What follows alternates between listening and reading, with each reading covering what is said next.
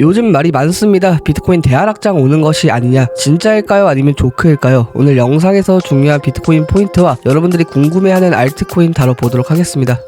안녕하세요. 아빠는 왜 코인 안 했어입니다. 현재 4월 6일 일요일 영상 시작하도록 하겠습니다. 다들 반갑습니다. 자, 그래서 오늘 비트코인 브리핑 중요한 거 몇 가지 찝어드리고 알트코인 넘어가도록 하겠습니다. 제가 어제 게시물에다가 투표를 했었는데 알트코인 궁금해하시는 분들이 많은 것 같아갖고 다뤄보도록 하겠습니다. 자, 거래량을 보시면은 이렇게 한번 되고, 그 다음에 이렇게 한 번씩 만들어지고, 이렇게 한번 만들어지고 있어요. 그래갖고 이 줄어드는 과정들 한번 체크를 해보도록 하겠습니다. 처음에 여기서부터 여기 구간, 그 다음에 여기서부터 여기 구간, 여기서부터 여기 구간, 일정 구간 거래량을 발산하면서 줄어들고, 일정 구간 거래량을 발산하면서 줄어들고, 일정 구간 거래량을 발산하면서 줄어들었습니다. 그래서 보통 차트가 이런 식으로 계속 말려주면서 움직여지고 있는데, 여기에서 이런 그림을 보게 되면은 헤드앤숄더 같은 패턴이 그려집니다. 그래서 보통 이런 자리 이탈이 좀 추가적인 하방 모멘텀으로 열릴 수 있는 자리긴 하나, 근데 현재 4시간봉 차트가 여기 옆에 차트랑 조금 똑같은 플렉타로 진행되고 있습니다. 한번 반등 나와주고 옆으로 모여있는 음봉 캔들, 그 다음에 조정 한번 나와주고, 그 다음에 반등 쳐주고, 이런 모습을 현재 보여주고 있기 때문에 일정 구간 이상을 좀 뚫어줘야 얘처럼 한번 크게 상승하는 그림으로 조금 가줄 수 있는데, 현재 지금 자리에서는 여기 구간, 여기하고 여기를 좀 넘어주는 자리가 돼야 합니다. 그래서 그 자리가 83,980 정도 되고요. 위에가 84,700 정도 됩니다. 그래서 여기를 조금 돌파했을 시에 이전과 같은 강력한 오버슈팅이 나오게 되는데, 자, 거래량이 한번 파동으로 만들어지고 나서 줄어들었습니다. 이전에도 마찬가지죠. 이전에도 비슷하게 이렇게 올렸다가 박스권 만들어주고 이렇게 떨어졌어요. 얘 같은 경우에는 이렇게 V자 반등으로 떨어지고, 그래서 이러한 파동을 만들어주는 과정에서 다음에도 거래량이 똑같이 이렇게 좀 튀려면은 여기 돌파해서 좀 비벼주면서 올라갈 가능성이 좀 있겠죠. 그러면서 거래량이 여기 구간보다 조금 더 높게 나온 형식으로 해서 돌파 시에 거래량이 좀 튀어주는 그런 상방 그림을 현재 보면서 이런 그림을 또 만들어줘야 합니다. 그리고 고점으로 가서 거래량이 줄어들어야 추가적인 상승으로 또 갈 수 있습니다. 자, 여기 같은 경우에는 상승하고 나서 쭉 눌린 다음에 밑에서 거래량이 줄어들었죠. 얘도 마찬가지로 눌리고 나서 밑에서 거래량 줄어들고, 얘도 눌리고 나서 밑에서 거래량이 줄어들었습니다. 그런데 상승으로 가려면은 여기 박스권 상단을 좀 깨주려면은 이 거래량 포물선이 만들어질 때 위에서 거래량이 줄어들면서 다시 한번 터져주는 상승 거래량을 발산해야 합니다. 그래서 여기 두 개 가격대가 좀 중요하고, 지금 시간봉을 보더라도 여러분들 이러한 박스권을 현재 진행하게 되는데, 박스권을 이탈한 무빙도 많았어요. 보시면은 여기부터 여기가 22% 정도 상승이 나왔고, 그 다음에 여기서 빠지는 값이 20% 정도 하락이 나왔고, 그 다음에 박스권만 하더라도 플러스 마이너스 한 8% 정도 지금 옆으로 늘어지면서 차트 진행이 되고 있기 때문에 좀 변동성이 심하죠. 이 단기 박스라고 지금 가정을 해도 조금 변동성이 심합니다. 그리고 한 40일 정도 이렇게 늘어졌어요. 그런데 여기 구간이 지옥인 게 뭐냐면은 4시간봉이 아니라 1시간봉, 15분봉 보면은 계속 휩소 나오고 있습니다. 이런 지지대에서 기술적 반등이 좀 일어나면서 상승이 나오다가 계속 휩소가 나와요.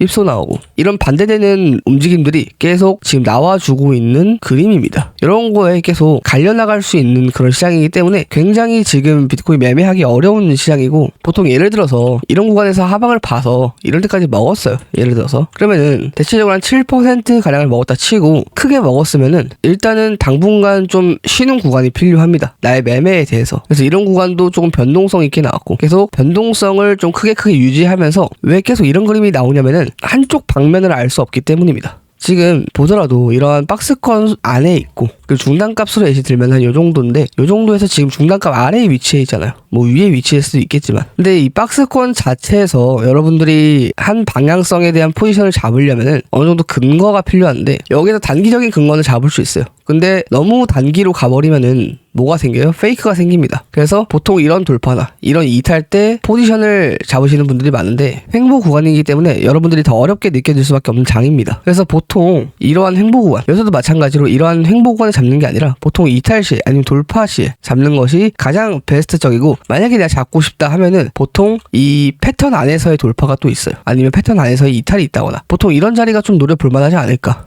자, 그 다음에 주봉 차트입니다. 여러분들 지금 여기에서 이렇게 만들어지고, 지금 양봉으로 윗골이 달리면서 지금 밑으로 좀 빠졌어요.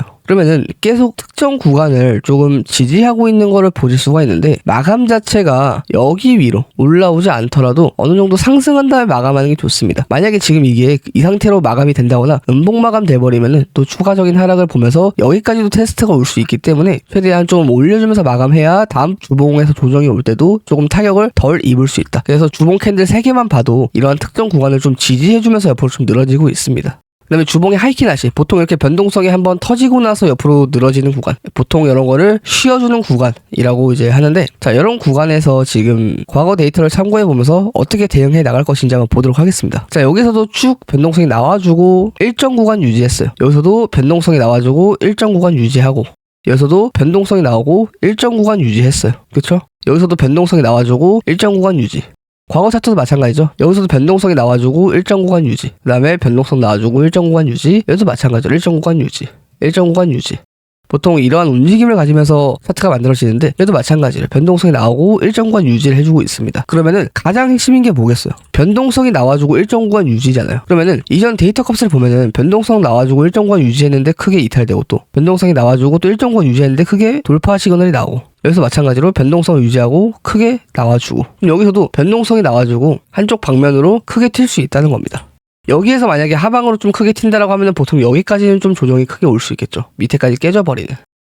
근데 만약에 상방 돌파가 나온다면 이전에 고점 테스트 해갖고 보통 요 정도까지 해갖고 V자 반등이 나올 수 있습니다. 근데 이러한 하락 자체가 여러분들 2달 동안 하락이 진행되었기 때문에 보통 이런 V자에도 주봉으로 보면은 한 3개월 막 이렇게 걸립니다. 그래서 엄청 루즈하게 느낄 수 있는데, 제가 기본 캔들에서도 일정 구간을 계속 유지한다고 말씀드렸잖아요. 하이키나시도 일정 구간을 유지하면서 변동성을 어디로 튀어줄지 지금 만들어주고 있는 구간입니다. 왜냐? 쉬어주고 있는 구간이기 때문에. 보통 차트가 한쪽 방면으로 계속 가지 않고 가다가 쉬어주고 또 가다가 쉬어주고 하는 그런 구간들이 있잖아요. 그래서 보통 이러한 차트가 만들어지잖아요. 1, 2, 3, 4, 5. 왜 만들어지겠어요? 중간에 쉬어주는 구간들이 있기 때문입니다. 그래서 현재 지금도 여기가 가장 중요하다. 그 다음에 윗꼬리랑 아랫꼬리가 일정하게 비슷하게 나오는 구간들이기 때문에 더더욱 중요한 겁니다. 자, 그 다음에 업비트 차트입니다. 21선 띄워놓고 한번 보도록 하겠습니다. 시아 코인 물리시는 분도 많아요, 여러분들. 제가 저번 영상에서 말씀드릴 때 보통 하락할 때 이제 하락 거래량이 나오지 않았습니다. 그런데 대부분의 지금 알티코인들이 하락을 하면서 하락 거래량이 지금 발생하지 않고 있어요. 자, 보시면은 여기도 마찬가지고 상승 거래량에는 거래량이 발산되었는데 하락에는 발산이 안 되었어요. 보라도 근데 얘는 이제 여기 눌릴 때 이제 동 거래량이 발산 안 되고, 여기도 마찬가지고. 보통 이런 구간들이 개미들을 터는 구간들인데 어떤 개미들이 많이 털릴까? 여러분들이 분석을 한번 뭐 하신 분도 있겠고 안 하신 분도 있겠지만 대부분은 이런 데에서 물린 사람들, 이런 조그마한 하락에도 털지 않습니다. 왜냐? 너무 많이 와버렸기 때문에, 하락 퍼센트 자체가. 그러면은 어떤 사람이 가장 많이 털냐? 단기적으로 접근한 사람들이 가장 많이 털겠죠.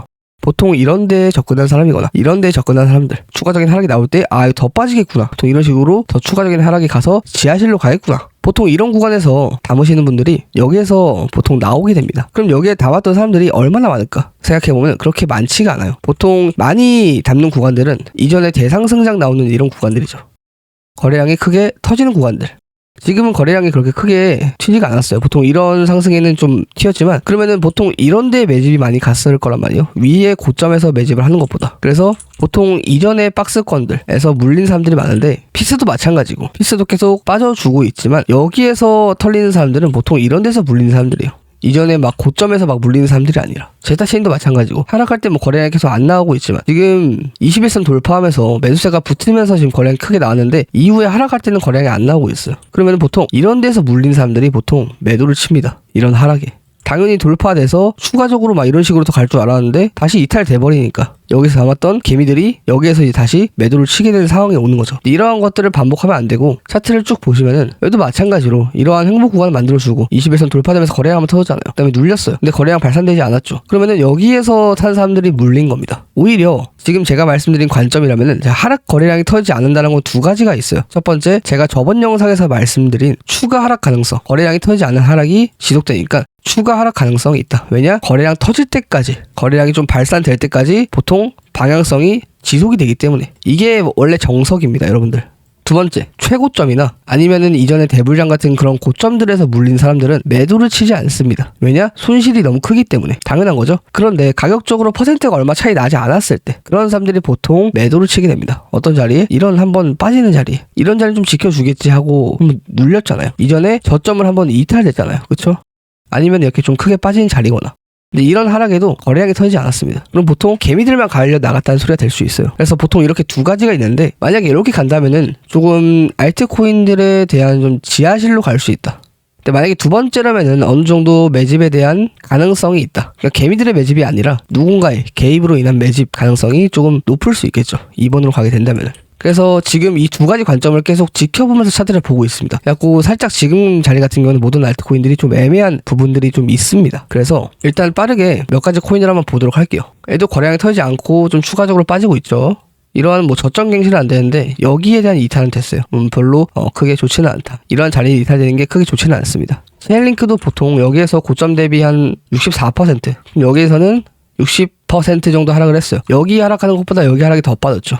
그래서 아직은 뭐 이런 자리에 또 지지받고 반등을 칠 수 있지만 일단은 뭐 이평선과의 거리도 좀 있고 주봉상, 일봉상에는 뭐 거리가 줄어들긴 했지만 지금 알트코인 대부분 거래량이 안 나오고 있어요. 상승에만 거래량이 좀 크게 터지고 하락에는 거래량이 안 나오고 있단 말이에요. 그러면 어찌됐든 알트코인에 대한 유동이 조금 줄었다라는 건데 지금 담기에는 조금 위험한 자리가 될 수 있겠죠. 얘는 뭐 신규 코인이라 좀 알 수 없고 어디까지 빠지는지 빠지고 나서 좀 반등 칠 때를 봐야 합니다.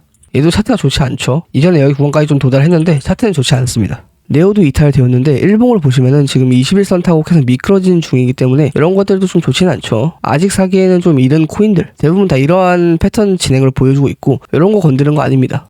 이런 거 건드는 거 아니에요. 지금 우리가 건드려야 할 거는 이런 것들 솔레이어나 뭐 세이프도 괜찮고 마스크 네트워크를 보면은 옛날에 솔라나를 좀 보는 것 같은데 여기 구간이죠. 이러한 차트 진행을 조금 만들어주고 있어요. 당연히 코인 인지도는 좀 다르겠지만 지금 거의 비슷한 패턴의 형식을 좀 만들어주고 있죠. 쭉 페닉셀이 오면서 옆으로 늘어지면서 이 가격대를 오랫동안 유지시키지 않고 바로 상승시켜버립니다. 얘네들이. 얘도 마찬가지로 보통 이런 코인들이 오히려 기회가 될 수도 있다고 저는 좀 생각을 합니다. 근데 뭐 시가총액이 그렇게 높은 코인은 아니죠. 그래서 솔라나만큼 뭐 메리트는 없지만 이렇게 또 패턴 진행이 될 수 있기 때문에 여러분들이 참고하는 정도가 딱 적당합니다. 그래서 알트코인 여러 가지 방면으로 좀 가져올 테니까요. 너무나도 당연한 얘기지만 세력 같은 경우에는 여러분들에게 알리지 않고 조용히 움직입니다. 당연한 거죠. 알리면 뭔 소용이 있겠어요. 그 움직임 포착은 차트나 이제 거래량으로 나타나는데 영상을 보시면서 기회를 잡으시길 바랍니다. 항상 안전하게 매매하시고 성투하시길 바랍니다. 감사합니다. 성투.